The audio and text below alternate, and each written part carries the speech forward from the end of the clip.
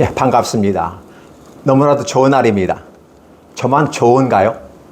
저는 8월에 지리한 여름의 장마와 홍수, 그러므로 인해 마음은 아픈 소식들이 많이 있어서 상당히 마음이 불편했습니다. 더욱더 제가 싫어하는 건 후덥지근하면 더욱더 싫습니다. 근데 가을이 되어져서 우리에게 다가와서 되게 이런 인사합니다.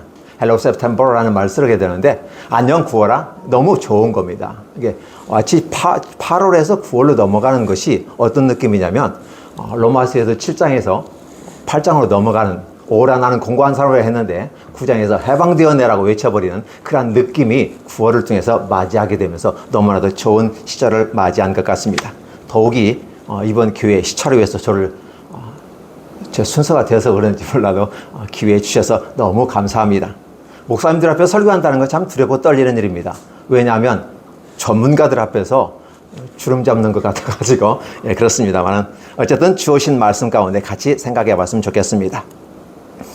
오늘 제목은 자유와 자기 지킴이란 제목으로 말씀드리고자 원합니다. 야고보서는 여러분이 다 알고 있는 부분이기 때문에 보통 일반 생략을 하겠습니다. 대신 오늘 저와 여러분들이 함께 생각할 수 있는 것은 자유자라는 사실을 여러분 아십니까? 분명히 알고 있는 이 사실을 제가 묻는다고 하는 것은 다시 한번 상기해 드리고자 하는데 목적이 있습니다. 자유는 되게 일반적으로 민주국가에서 대단히 추구하는 것 중에 하나입니다. 민주주의의 정치 속성상 국민의 존엄성을 드러내고자 하는 것이 민주주의입니다. 그럼 민주주의에서 가장 원하는 것이 뭘까요? 자유와 평등, 이 두 가지입니다. 그래서 자유를 너무 강조하면 평등이 죽고, 평등을 너무 강조하면 자유가 죽습니다. 그 조절 능력은 저와 여러분에게 있는데, 우리가 어떻게 자유를 구가할 것인가, 아니면 평등을 또 구가할 것인가 라는 부분이죠. 이걸 조화를 잘 해나가는 모습이 지혜로운 사람이다라고 생각합니다. 그렇다 보면 이 자유와 평등 가운데 우리는 자유를 많이 추구합니다. 북쪽은 평등을 강조하는 것 같고 남쪽은 자유를 강조하는 것 같습니다. 그래서 남북이 통일되면 다 잘 될 것 같은 느낌이 받습니다. 우리가 자유를 보면 소극적 자유와 적극적 자유로 나눕니다. 소극적 자유는 뭘까요? 국가로부터 간섭받지 아니할 권리, 즉 내가 뭘 할 수도 있고 하지 아니할 자유를 얘기합니다. 그럼 적극적 자유란 뭘까요? 국가의 어떤 거로부터의 자기 권리를 주장하면서 행복 추구할 수 있는 것들, 참정권이라든 이런 것들은 우리가 적극적 자유로 구별해 볼 수 있습니다. 이러한 부분은 일반 사회에서 보통 사람들을 대상으로 민주국가를 지칭하는 많은 사람들의 국민의 존엄성을 향상시키기 위해서 가져야 될 부분입니다. 그런데 우리 교회에서는 무슨 자유를 얘기합니까? 저와 여러분이 바라보는 자유는 바로 죄로부터 자유를 얘기합니다. 그러니까 다른 자유를 얘기하는 것 같습니다. 세상에서는 내 권리, 나의 행복, 내가 할 수도 있고 하지 않을 수도 있고, 아니면 나의 권리를 위해서 내가 적극적으로 나설 수도 있고, 이 모든 것은 우리가 할 수 있는 부분인데, 교회에서는 우리가 어떻게 죄로부터 자유를 얻느냐라고 하는 것을 가르쳐 주는 것으로 보여지죠. 그래서 이 야고보서 전에 열왕기 상하를 한 3년 동안 시리즈로 형태로 설교를 하면서 느껴지는 부분은 뭐냐면, 사람들이 약속을 지키지 않는다 라는 부분입니다. 특별히 하나님께서 놀라운 축복과 은혜로 아브라함을 선택하셨고 이삭을 선택했습니다. 그리고 야곱을 통해서 이스라엘이라는 호칭을 주면서 애굽에서부터 내려와서 출애굽하면서 선민이란 정체성을 주었습니다. 그 선민의 정체성이 자유를 어떻게 얻을 것인가라는 부분도 접근해 보는 거죠. 그러면 너희가 자유를 얻을 수 있는 건 뭘까? 그의 율례, 명령, 규례, 규칙을 지키라는 것이었습니다. 달리 말하면 우리가 그것을 하나에 딱 뭉쳐서 얘기하면 그걸 십계명이라고 말할 수 있습니다. 근데 저와 여러분 십계명을 대화할 때 좀 불편한 게 있습니다. 십계명을 대할 때 목사님 어떤 게 불편함이 있나요? 하라와 하지 말라고 됩니다. 그래서 왜 우리가 자유가 있는데 하나님이랄지라도 왜 우리가 하라 하지 말라 귀찮게 그렇게 얘기하는가라고 말입니다. 이런 것들을 바라보면서 당황스럽습니다. 또 많은 일반 대중들도 그렇게 생각합니다. 교회에 가면 왜 하라와 하지 마라가 이게 많죠? 우리의 행복을 위해서 교회가 존재한다면서요? 라고 말입니다. 우선 물 좀 한 컵 주시겠습니까? 이런 부분들이 저와 여러분을 많이 당황스럽게 합니다. 그러면 우리는 어떻게 할까요?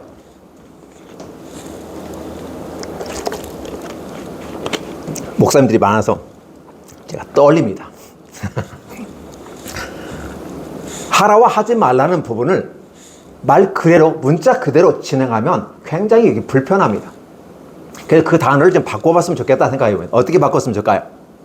하라와 하지 말라는 기본 규칙을 정해주면서 너는 무엇을 생각하고 있니? 내가 너에게 자유를 준다고 하는데 하라와 하지 말라로 구별하면서 너를 내가 억어하는 것처럼 보이니? 내가 말한 이 말의 이면에, 뒤에 있는 이면을 한번 살펴봤으면 좋겠다. 전체적인 맥락을 살펴봤으면 좋겠다라고 말하는 것 같습니다. 그럼 그걸 우리가 어떻게 표현할까요? 아, 너는 구별하는 능력이 있었으면 좋겠다. 이 구별하는 능력이 그 지혜이기 때문에 내가 하지 말라와 하라고 하는 이 말이 왜 하라와 하지 말라 구별하는지를 네가 분별할 수 있으면, 구별할 수 있으면 이것은 너에게 자유가 될 거다. 왜냐하면 그 십계명은 너에게 생명을 줄 수 있기 때문에 라고 말하는 것입니다. 근데 많은 사람들은 십계명을 지키지 않았습니다. 사실 십계명을 지키면 우리가 구원을 받습니다. 그럼 여러분 아다시피 십계명은 인간이 지킬 수 없는 규정이라는 것을 아시죠? 왜? 죄된 인간으로서는 감히 다다를 수 없는 하나님의 규칙이기 때문에 그렇습니다. 그러면 십계명을 이룰 수 있는 것은 무엇으로 이룰 수 있을까? 지키지 못하는데 왜? 어떻게 이룰 수 있지? 라고 알고 때 결국은 여러분이 다 알고 계시는 거죠? 십계명은 하나님 사랑과 이웃 사랑으로 요약된다는 걸 알고 있을 것입니다. 달리 말하면 사랑을 하면 십계명은 이루어진다는 겁니다. 그러니까 십계명이 어떻게 돼요? 하라와 하지 말라로 엄격하게 어긋하는 것처럼 느껴지지만 사실의 이면에 보면 하나님을 사랑하면 하지 말라는 건 당연히 하지 마는 거고 하라고 하는 건 당연히 적극적으로 하면 되는 것입니다. 그러면 그 안에서 사랑이 넘치고 행복이 넘치는 거죠. 왜 그럴까요? 예수님은 하나님은 사랑이시다라고 표현하기 때문에 결국은 우리가 하나님께 가까이 가고 예수님께 가까이 가는 것은 사랑을 실천하는 모습이 중요하다. 그 야고보서 같은 경우는 뭐 지푸라기 서신이라고 말하지만 사실은 제2의 로마 서신이라고도 하고요. 왜냐하면 로마서에서 얘기한 구원이란 하나의 고속도로를 어떻게 우리가 실행할 것인가에 대한 실행적인 실천적인 모습을 강조하기 때문에 그렇습니다. 그렇다면 저와 여러분들이 함께 이 말씀을 보면서 항상 우리에게 다가오는 건 뭘까? 십계명을 잘 지키라는 겁니다. 근데 그 눈에 보이는 문자적인 것만 갖고 붙잡지 말고 거시적인 관점에서 이 모든 것은 다 사랑이기 때문에 사랑을 실천하면 십계명을 이루는 것이고 우리가 주님 안에 있다라고 보는 것이죠. 이러한 상황 속에서 저와 여러분들이 함께 생각할 게 뭐냐면 과연 목회자가 하나님 앞에서 어떠한 자세로 갈 것인가? 근데 이 성경에서는 실천이라는 개념이 과연 무엇일까? 무엇을 실천하죠? 간단하게 얘기합니다. 내가 믿음이 있다고 한다면 믿음에 합당한 결과로 내 믿음을 입증하라. 그래서 기독교인들에게 주어진 역사적 사명은 뭐냐면 내가 기독교인이냐, 내가 목사냐, 내가 전도자냐, 내가 권사냐, 집사냐, 안수집사냐라고 딱 했을 때 맞습니다라고 대답하는 순간 나는 그것을 지키고 그걸 실행해야 될, 그리고 많은 하나님과 이웃에게 나는 기독교인입니다라고 하면서 실행력을 통해서 내가 목사로서 입증을 시켜야 되고 장로와 권사와 집사로서 입증해 나가는 모습이 대단히 필요하다는 것입니다. 그렇죠? 그럼 무엇을 행할 것인가? 많고 많은 일들이 있지 않을까요? 그 중에서 고아와 과부와 객, 이게 세 가지가 우리가 말하는 부분이고 야고보에서는 고아와 과부 이 두 가지만 언급하고 있습니다. 기본적으로 세 가지를 언급합니다. 이 세 가지는 그건 사회적 약자를 얘기합니다.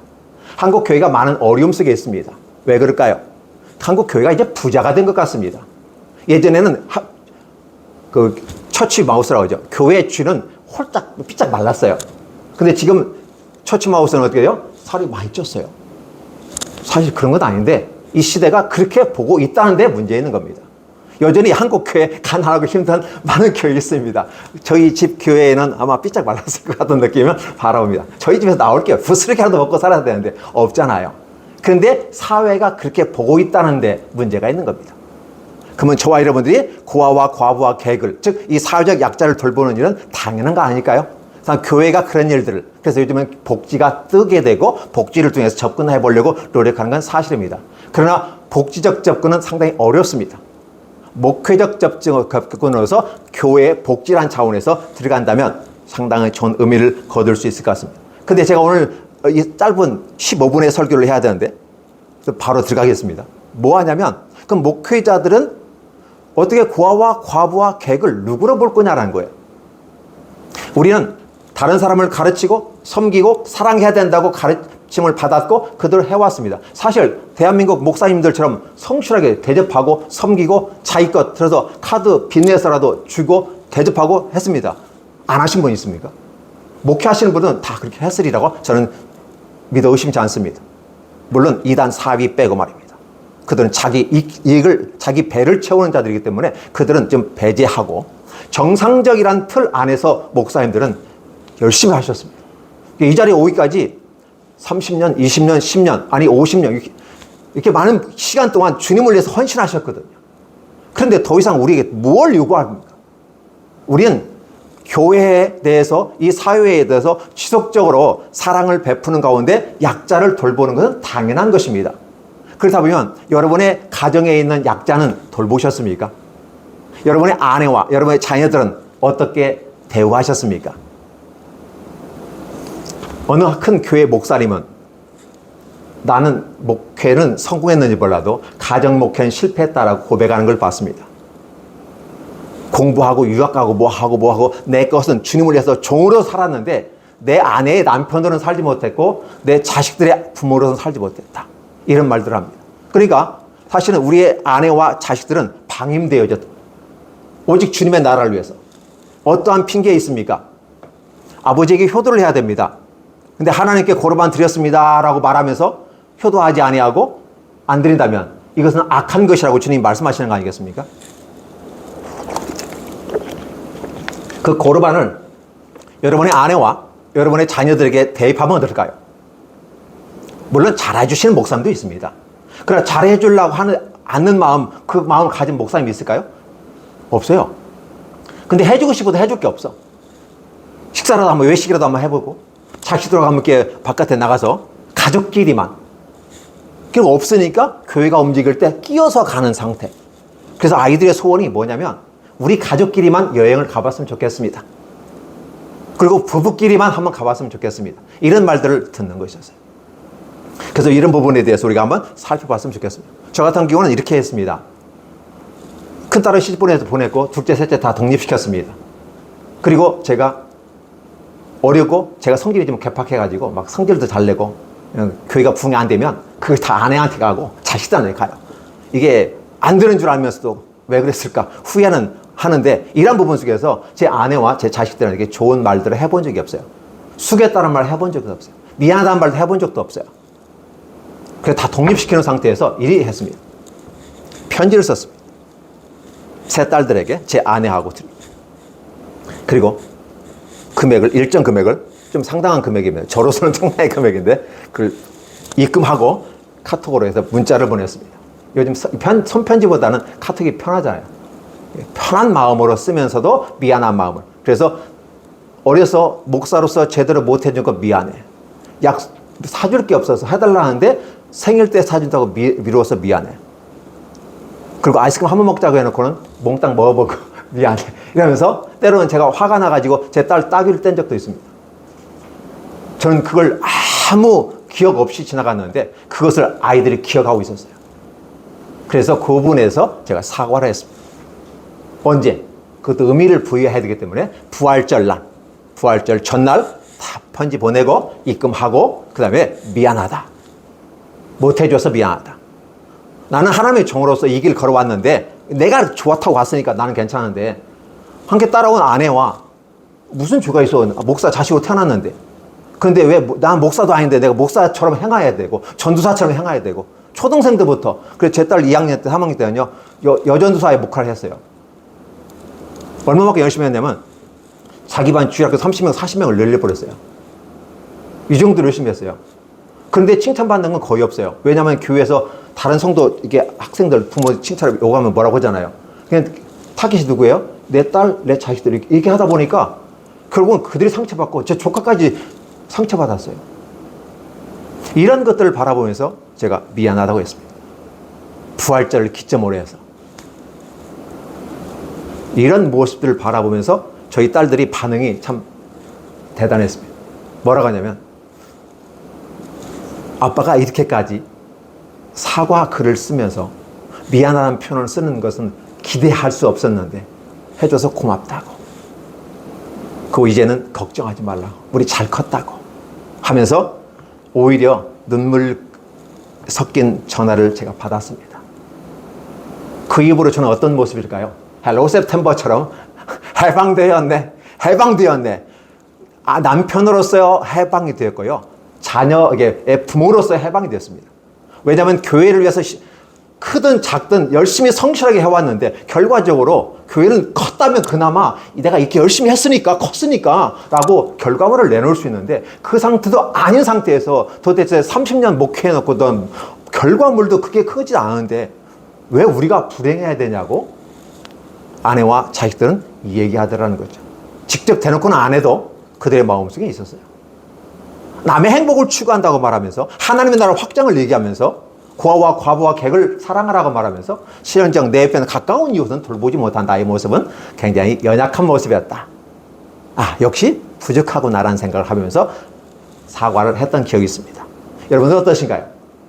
열심히 목회해 오신 상황 속에서 아마도 이 부부 여기에 계신 분들은 아내를 사랑했고 여행도 한번 정기적으로 갔고 자식들과 식사도 많이 하고 그래서 자식들의 아픈 마음들 목회자의 자녀들의 아픈 마음을 잘 어루만져 주시리라 저는 기대해 봅니다. 그러나 만약 혹여 그렇지 못한 분이 있다면 한번 실행해 보셨으면 어떨까 추천해 봅니다. 그와 아울러서 오늘 저와 여러분들의 마음을 얼마만큼 잘 관리했는가라는 그 부분이에요. 나의 영적인 상태, 나의 정신적인 상태. 달란트 보면 10달란트, 5달란트 받은 사람은 10달란트 남기고 5달란트 남겼습니다. 그에게는 뭐 어떤 문제가 없는 것 같이 느껴졌어요. 그러나 우리 1달란트 받았다는 어떤 전제에 본다면 그건 개인적인 가치 기준에 따라 달라질 수 있습니다. 현 내 모습과는 다릅니다. 근데 문제는 뭐냐면 10달란트 받았던 5달란트 받았던 1달란트 받았던 저와 여러분들의 마음속에 뭐가 부족할까요? 재충전이 부족하다. 재충전.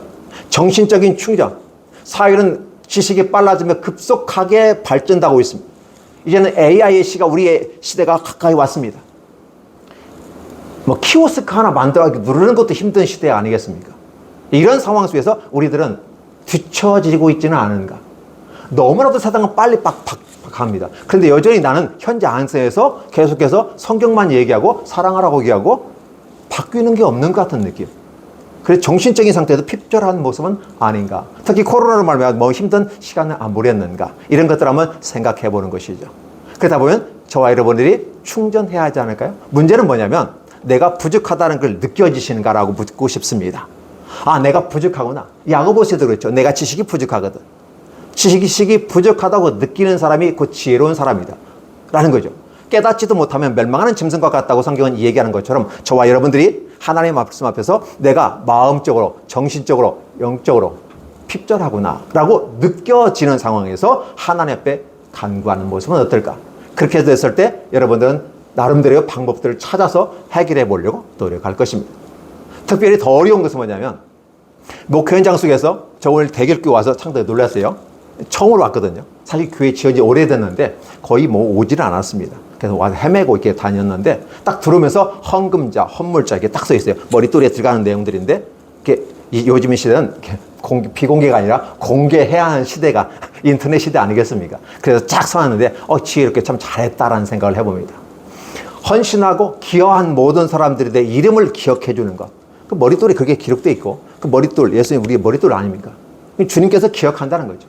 근데 우리도 함께 기억한다는 이 모습을 보면서 오늘 저와 여러분들의 결과물이 비록 작다 할지라도 우리는 어떤 모습으로 갈 것인가. 저 자신의 모습을 말씀드리는 것이 훨씬 좋겠다 생각됩니다.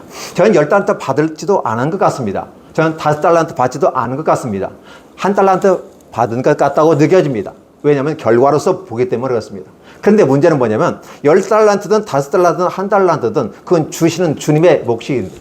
저로서는 좀 짜증이 나죠. 나 장학금까지 받고 공부했고 학부 대학원 장학금으로 이렇게 했거든요.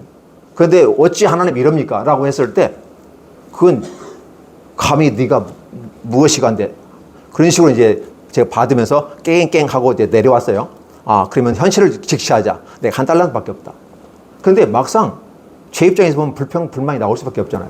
아니 누구는 10개 주고 10개 남겼잖아요. 누구는 5개 주고 5개 남겨야지. 나는 왜 하나 주죠? 내가 저 사람보다 뭐가 부족한데? 라는 생각을 가지면서 주님에 대한 오해를 하는 것 같습니다. 그래서 짜증나고 저는 불평한 사람이고, 아니, 평등치 않은 사람이고, 누구에겐 더 주고 누구는 덜 주는 그런 것처럼 느껴졌어요. 그래가지고 땅에 묻었다는 사실을 아시죠? 이 모습 가운데 주님이 대단히 멋있게 표현합니다. 맞다. 네가 그렇게 인정한다면 그렇다고 인정해. 나는 원래 그렇지는 않았는데 네가 그렇게 생각한다면 어쩔 수 있겠어. 그래, 맞아. 내가 악한 사람이다 치자.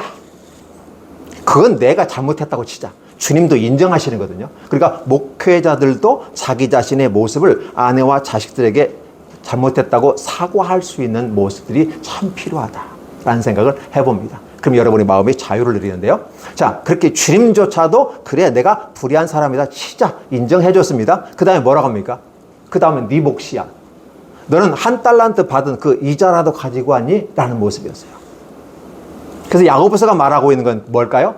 결국 뭐냐면 너는 너의 믿음이 있다고 주장하고 그렇게 진리의 말씀이 이거 구원의 진리 칭의 말하고 있지만 사실은 그거에 대해서 너는 얼마만큼 싫어했냐? 예수만 믿으면 좋다고 말했지 예수 믿고 이렇게 살아야 되는데 나 자신부터 살아야 된다고 하는 그걸 우리는 강조했을까? 아니다는 거죠. 예수만 믿으면 복되고 하나님의 자녀만 됐으면 됐어. 하나님의 자녀가 되면 모든 게 다 따라오게 돼 있어. 따라오는 건 분명하지만 그냥 따라오는 것이 아니라 인생이란 과정 속에서 온전히 힘써 지키라는 이 단어를 보면 성실하게 최선을 다해서 시간을 인내하면서 결국은 너의 입증을 하는 모습이에요. 그러면 최소한 너는 내가 나쁜 놈이라고 쳤을 때 너는 1달란트 갖다가 이 은행에 맡겨놓고 이자라도 갖고 왔으면 좋지 않았을까? 그러면 내가 똑같이 상을 주었을 텐데 라고 하면서 주님은 놀라운 평가를 해주십니다. 이것을 바라보면서 저는 이런 생각을 해왔습니다. 내가 할 수 있는 건 무엇일까? 내가 남길 수 있는 이자는 뭐지? 30년 동안 목회했는데 결과적으로 내놓을 만한 건 없어. 자랑할 것도 없어. 단지 하나님 바라보고 온 거 이외에는 없어. 그때 그러면 저는 어떤 식의 이제를 선택하냐면 목사는 그저 목사구나. 나도 하나의 하나님 앞에서 성도이니까 나도 내 영혼을 관리해야 되겠다. 그래서 성경 말씀을 읽습니다. 일주일에 3장씩 한글 읽어서 통독해가지고 유튜브에 올려놓습니다. 자랑하고 저는 눈이 나빠가지고 성경 읽는 것도 떠듬떠듬 읽어요. 그래서 오늘 설교도 안 보고 하는 거예요. 써 있는 거 안 보여요. 그냥 하는 겁니다. 그런데 엄청나게 큰 이 글자를 보면서 읽어서 올려놓습니다. 그렇게 되면 소리 내어서 읽고 근데 하다 보면 틀리잖아요. 그럼 다시. 그래서 이 내용을 2번, 3번, 4번 이거 그래서 틀리지 않은 한 번 정도 틀리는 거 그냥 통과합니다. 한글 읽는데도 실수하니까요. 한글도 못 읽는데 그럼에도 불구하고 읽어서 올려놓습니다. 그리고 목사는 또 공부 좀 해야 되는 모습 내 마음의 관리를 하고 성경 말씀을 이해하는데 도움이 되는 영어 성경 NIV 성경을 또 3장 읽어서 올려놓습니다. 그렇게 함으로 제 영혼을 관리합니다. 그리고 설교를 일주일에 최소 2개 정도는 올린다 라고 하면서 한 본문에 2가지 설교를 해서 올립니다. 그러면 이 성경에서 말하고 있는 부분을 놓치는 게 없어요. 한쪽만 강조하다 보면 한쪽은 놓치게 되는데 다른 각도로 얘기함으로써 꾸준하게 올려놓고 제 영혼을 관리하고 있고 제 마음을 관리하고 있습니다. 이게 잘하고 있다 못하고 있다라고 말할 수는 없습니다. 그건 제가 하고 제가 설정한 거기 때문에 그렇습니다. 그렇다면 여러분들은 어떤 모습일까요? 여러분의 자유가 여러분을 진정 자유롭게 하나요? 목사라는 이름 하에서 뭔가 억어하고 뭔가 부족하고 뭔가 다른 것처럼 그러나 실상은 그렇지 않는 모습은 또 아닌가? 이거 성경은 뭐냐면 듣는 척만 하고 행하지 않는다. 반절은 해요. 듣기는 들어. 근데 행함이 없어. 라고 하는 부분이죠. 이게 우리의 기독인들의 모습의 함정은 아닌가. 그렇기 때문에 많은 세상 사람들이 우리를 욕해요. 사실 세상 사람들이 교회를 욕하든 안 해도 관계없어요. 자기들 욕하라고 내버려 두세요. 중요한 건 뭐냐면 자기 자신이 하나님의 말씀을 듣고 듣는 척만 하는 게 아니라 과연 그 말씀을 살아보려고 노력하면서 이자라도 내보려는 그런 모습의 마음 자세를 가지고 하는 건 어떨까? 감히 여러분 선배 목사님들과 후배 목사님들 앞에서 한번 제안을 해보는 것입니다. 어떠신가요? 한번 여러분 자신들 한번 살펴보시면 좀 좋겠다. 생각을 해보면서 여러분에게 주어진 이 자유가 여러분을 억압하지 아니하고 진정 진리 안에서 행복한 삶을 구가하면서 행복한 목회를 마쳤으면 좋겠다 생각합니다. 교회 대형적인 거냐 소형적이냐 이런 것에 연연하지 마시고 이미 결과물로 10달란트, 5달란트, 1달란트 주어져 있어요. 1달란트 받은 사람이 10달란트를 넘어설 수 없습니다. 5달란트 받은 10달란트 받은 넘을 수 없어요. 중요한 것은 내 삶의 현장이라고 한 이 now and here 여기 자리에서 과연 나 어떤 이자를 남길 것인가 라는 부분이에요. 10달란트 받은 사람은 그만 역량이 있기 때문에 그만큼 남겼을 것입니다. 당연히 신나서 했을 겁니다. 5달란트는 마찬가지입니다. 1달란트는 맥이 없어요. 내가 무언데 왜 날 차별해? 라고 하면서 이미 땅에 묻어버리는 건 아닌가.